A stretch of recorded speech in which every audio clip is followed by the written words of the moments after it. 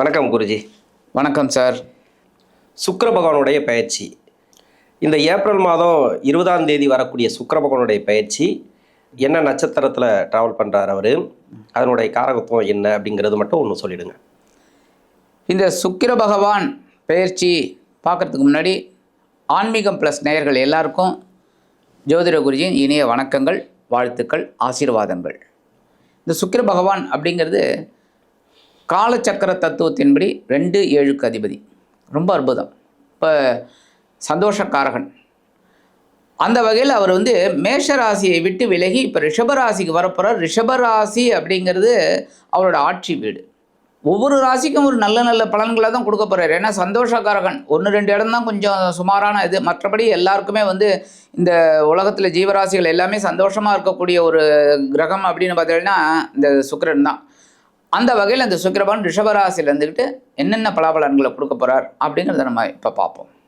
கும்பராசிக்கு 4ஆம் அதிபதி 9 கூடியவர், பாகிஸ்தான் அதிபதி, 4ஆம் இடத்துல ஆட்சி. இந்த சுக்கிர பயிற்சி கும்பராசிக்கு எப்படி இருக்கும்? ஏன்னா 7.5 சனி வேறு, 2ஆம் இடத்துல சனி, அதாவது 7.5 சனியாக போயிட்டுருக்காரு. இந்த காலகட்டம் அப்படிங்கிறது நிறைய பேருக்கு 2023 ப்ராப்ளம். இன்னமும் அந்த ப்ராப்ளம் தீரலை. ஒவ்வொரு பயிற்சியாக பார்த்துட்டு வராங்க. குரு பயிற்சி பார்த்தாச்சு, ராகுகேது பயிற்சி பார்த்தாச்சு, சனி 2ஆம் இடத்துக்கு போன பயிற்சியும் பார்த்தாச்சு, நம்ம ஒவ்வொரு மாதமும் சுக்கிர பயிற்சியும் பார்க்குறாங்க. ஆனால் இப்போ தான் ஆட்சி ஆகிறார். கரெக்ட். ஒரு 2 மாதத்துக்கு முன்னாடி உச்சமானார், இப்போ ஆட்சி ஆகிறார். இந்த ஆட்சி பெறக்கூடிய சுக்கிர பகவான் என்ன மாதிரியான மாற்றங்களை கொடுப்பார்? இந்த கும்பராசி நேயர்களுக்கு நீங்கள் சொன்ன மாதிரி எல்லா பயிற்சிகளும் பார்த்துட்டாங்க. ரைட்டு. இந்த சுக்கிரன் உச்சமடைஞ்சாலும் சனி பகவானோட சேர்ந்தார். அதான் பிரச்சனையே. அடுத்தது அவர் 3ஆம் இடத்துக்கு தான் வந்தார். 3ஆம் இடம் அப்படிங்கும்போதே செவ்வாயோட வீடு. பரவாயில்ல, அவ்வளோதான் அப்படிங்கிற மாதிரி இருந்தது. இப்போ அவரோட இடத்துக்கு 4ஆம் இடத்து அதிபதி 4ஆம் இடத்துலையே ஆட்சி அமைத்து சஞ்சாரம் பண்ண போகிறார். பாக்யாதிபதி. ஸோ 2 ஆதிபத்தியம் போது பாக்யாதிபதி. ஸோ இவங்களுக்கு பட்ட கஷ்டங்களுக்கு ஒரு விடிவு கிடைக்கும். ஏன் அப்படின்னா இன்னமும் 7.5 சனி இருக்குது அப்படின்னாலும் பாதச்சனியாக தான் போயின்னு இருக்கு. ஸோ கவலைப்பட வேண்டிய அவசியம் இல்லை ஓரளவுக்கு. ஏன்னா இந்த கும்பராசினர்களும் ஒரு நியாய அநியாயத்துக்கு கட்டுப்பட்டவர்கள். பயப்படுவாங்க. என்னதான் ஒரு கும்பம் அப்படின்னாலும் அவங்க ஆளுமை அது இது இருந்தாலும் அவங்க இந்த மான அவமானத்துக்கு இதுக்கெல்லாம் ரொம்ப முக்கியத்துவம் கொடுப்பாங்க, பயப்படுவாங்க. அப்போ அங்கே தான் இந்த சனி பகவான் அனுக்கிரகம் கிடைக்கும். எப்போவுமே சனி பகவானோட அனுக்கிரகம் அப்படிங்கும்போது பார்த்திங்கன்னா அந்த பயம் இருக்குது பாருங்கள், அந்த பயம் இருக்கிறவனுக்கு தான் அந்த சனி பகவானோட அனுக்கிரகம் கிடைக்கும். அப்போ பாத சனியாக தான் போயிட்டுருக்கார். பாத சனி அப்படிங்கும்போது கவலைப்பட வேண்டாம். ஏன்னா 5 வருஷமாக அவங்களுக்கு ஏகப்பட்டதை பார்த்தாச்சு. அந்த ஒரு படத்தில் விவேக் சொல்லுவாங்க, எல்லாம் விஜய் சொல்லுவார், எல்லாம் பார்த்தாச்சு, இது ஒன்று அதையும் பார்த்துடலாம் அப்படின்னு. அப்போ இந்த மாதிரிலாம் காலகட்டத்தை அவங்க தாண்டி வந்துட்டாங்க அப்படிங்கும்போது தசாபக்தி அவங்களுக்கு ரொம்ப ஃபேவரபுளாக இருக்கும்போது ரொம்ப நல்லது. ஏன்னா 5ஆம் இடத்துல குரு, குரு 5ஆம் இடத்துல இவங்களை பார்க்குறாங்க. எப்போவுமே சுப கிரகம் நம்ம ஜென்மராசியை பார்த்தாலே ரொம்ப விசேஷம். அதேமாதிரி ஜென்ம லக்னத்தை பார்த்தாலும் ரொம்ப விசேஷம். லக்னத்தை பார்த்துட்டாருனாலே குரு சுக்கிரன்லாம் பார்த்தாலே ரொம்ப விசேஷம். அப்போ என்னதான் ஜென்மத்தில் ராகு இருந்தால் கூட, குடைச்சல் கொடுத்தா கூட அதை நிவர்த்தி பண்ணக்கூடிய அளவில் குருவோட பார்வை அங்கே விழுது. இப்போ சுக்கிரன் இவங்களுக்கு ரொம்ப ஃபேவரபுளாக பரப்புறாரு. ஸோ இப்போ 4ஆம் இடம் அப்படிங்கிறது என்ன? படிக்கிற குழந்தைங்களுக்கு நல்ல படிப்பு வரும், நல்ல ஒரு படிக்கக்கூடிய கான்சன்ட்ரேஷன், நல்ல மதிப்பெண் வாங்கணும், அப்போ தான் நம்ம இந்த உலகத்தை ஜெயிக்க முடியும் அப்படிங்கிற தாட் இந்த குழந்தைகளுக்கு கிடைக்கும். அதேமாதிரி இந்த பெரிய படிப்பு படிக்கிறாங்க, மேல் படிப்புன்னு சொல்லுவாங்க, அந்த மாதிரி நான் படிக்கிற குழந்தைகளுக்கெல்லாம் இன்னும் ஒரு பெரிய ஒரு பூஸ்ட் பம்பாக இருக்கும், நல்லா படிக்கக்கூடிய ஒரு இது. அதே மாதிரி இப்போ சொத்து சேர்க்கையும் இவங்களுக்கு கிடைக்கிறதுக்கு, அதேமாரி வம்பு வழக்கு ஏதாவது இருந்தாலும் இவங்களுக்கு ஃபேவரபுளாக மாறிடும். திருமணத்துக்காக முயற்சி பண்ணுறவங்களுக்கு 2வது திருமணம் இல்லை முதல் திருமணம், நிறைய பேர் கேட்குற கேள்வி என்னென்னா திருமணம் நடக்குமா? கமெண்ட் செக்ஷனில் போய் பார்த்தீங்கன்னா தெரியும் உங்களுக்கு. திருமணம் இன்னொரு 1.5 வருஷம் தான் இருக்குது 7.5 சனி முடியறதுக்கு. வெயிட் பண்ணுங்கன்னா வெயிட் பண்ண மாட்டாங்க. ஏன்னா அவங்களுக்கு அவங்களோட அழுத்தம் நிறைய இருக்கும். சுற்றி இருக்கிறவங்க நிறைய பேர் எப்போ கல்யாணம் ஏதோ ஒன்று கேட்டு அவங்கள ப்ரெஷர் கொடுத்துட்டே இருப்பாங்க. இது சுக்கிரனோட பயிற்சி 4ஆம் இடத்துக்கு பயிற்சி வரார். இதில் ஏதாவது ஒரு மாற்றம் வருமா? ஒரு சில பேருக்கு இப்போ குரு பார்வை ராசிக்கு இருக்குது, இதன் பிறகு 2ஆம் இடத்துக்கு போயிடும். இதெல்லாம் ஒரு நல்ல ஒரு மாற்றத்தை கொடுக்குமா? இந்த சுக்கிர பகவானோட பயிற்சி அப்படிங்கும்போது பார்த்திங்கன்னா இவங்களுக்கு தடைப்பட்ட காரியங்கள் நடக்கும். தடைப்பட்ட காரியங்கள் எதாக இருந்தாலுமே, இப்போ நீங்கள் கேட்ட மாதிரி திருமண இதை மட்டும் சொல்லலை, தடைப்பட்ட காரியங்கள் எல்லாமே இவங்களுக்கு ஃபேவரபுளாக நடக்கிறதுக்கு வாய்ப்பு இருக்குது. ஏன்னா 4ஆம் இடம் அப்படிங்கிறது கேந்திரஸ்தானம். இந்த 4ஆம் இடத்துல அவர் வந்து கேந்திராதிபதி அங்கேயே ரொம்ப ஆட்சி அமைக்கிறார் அப்படிங்கும்போதே கண்டிப்பாக இவங்களுக்கு ஒரு நல்ல ஒரு குடும்ப வாழ்க்கை ஏற்படுத்துறதுக்கு வாய்ப்பு இருக்குது. ஒன்று. ரெண்டாவது, இப்போ குருவும் மாறப்போகிறது. குரு என்னதான் 6ஆம் இடத்துக்கு வந்தால் கூட 2ஆம் இடத்தை பார்க்க போகிறார். ஸோ கண்டிப்பாக 12-2 பார்க்க போகிறார் அப்படிங்கும்போதே அவங்களுக்கு ஒரு பெரிய மாற்றம் குடும்ப ரீதியாக அமையும்.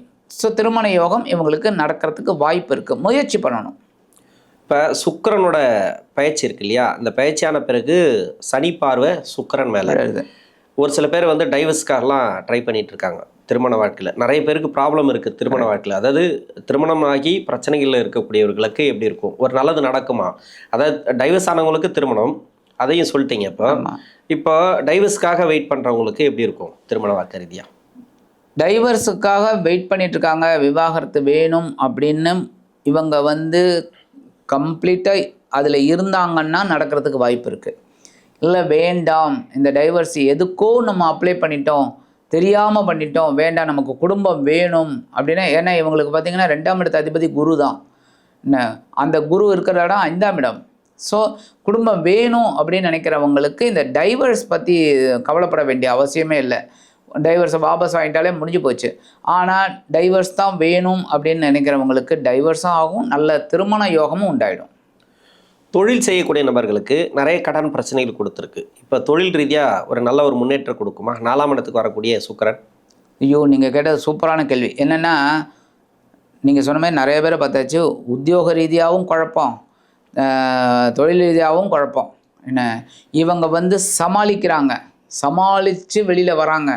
அப்படிப்பட்ட சூழலில் இந்த தொழில் வியாபாரத்தில் இருக்கிறவங்களுக்கு ஒரு மாறுதலோடு நல்லபடியாக நடக்கும். எப்படின்னா, ஒரே இடத்துல இருப்பாங்க, இந்த இடம் நமக்கு சரிப்பட்டு வரல, இந்த இடத்துக்கு விட்டு நம்ம வேறு இடத்துக்கு கொஞ்சம் இன்வெஸ்ட்மெண்ட் பண்ணி நம்ம போனோம்னா ரொம்ப நல்லது அப்படிங்கும்போது அந்த இடமாற்றம்னு சொல்கிறோம் பார்த்தீங்களா, அங்கே போனால் நல்லபடியாக நடக்கும். இப்போ ஒன்றும் இல்லை, ஒரு கூட்டமே இல்லாத இடத்துல அவன் காய்கறி கடை போட்டு என்ன விஷயம் பெரிய இது என்ன லாபம் கிடைக்கும் சொல்லுங்கள்? அதாவது அப்பார்ட்மெண்ட் நிறையா இருக்குது, அந்த இடத்துல இவன் காய்கறி கடை போட்டான்னா நல்லா ஓடும்.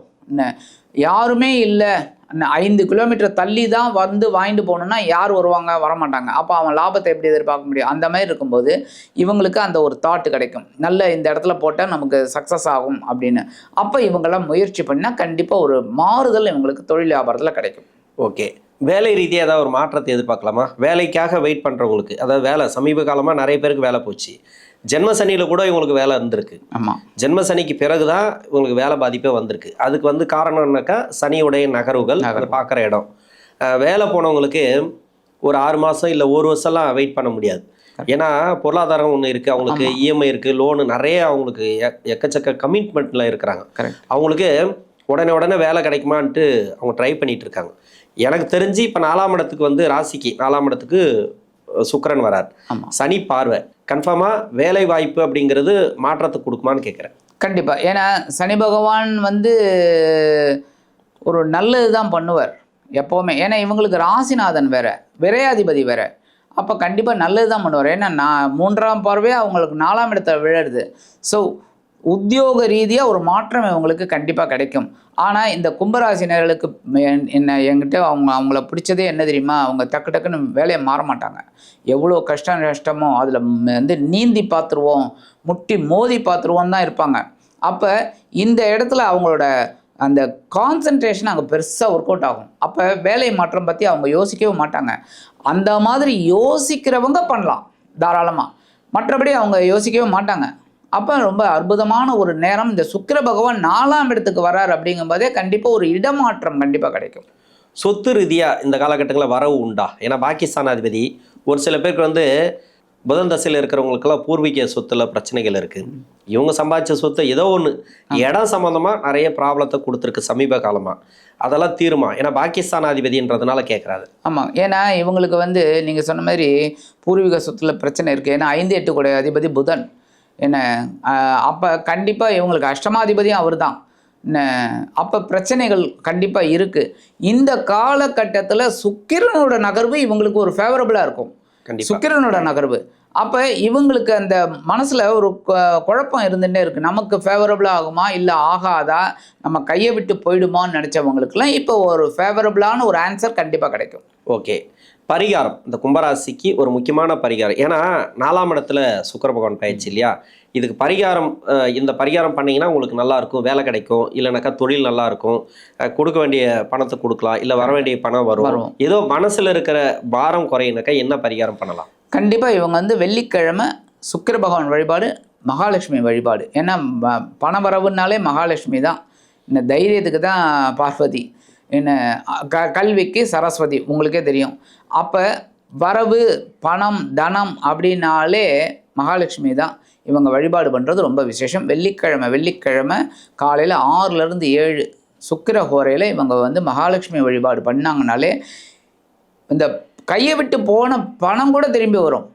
அதே மாதிரி உத்தியோகத்தில் ஒரு மாற்றம், நல்ல ஒரு முன்னேற்றம், அதெல்லாம் வரத்துக்கு வாய்ப்பு இருக்குது. தொழில் வியாபாரமும் நல்லபடியாக இருக்கும். இந்த 6லேருந்து 7 மகாலட்சுமி வழிபாடு பண்ணிவிட்டு ஒரு நெய் தீபம் போட்டு வந்தாங்கனாலே ஒரு அற்புதமான ஒரு சுகஸ்தானத்தில் ஆட்சி அமைத்து சஞ்சாரம் பண்ணக்கூடிய பாக்யாதிபதி ஒரு சுகங்களை கண்டிப்பாக ஏற்படுத்தி கொடுப்பார் என்று கூறி விடைபெறுகிறேன். நன்றி. நன்றி.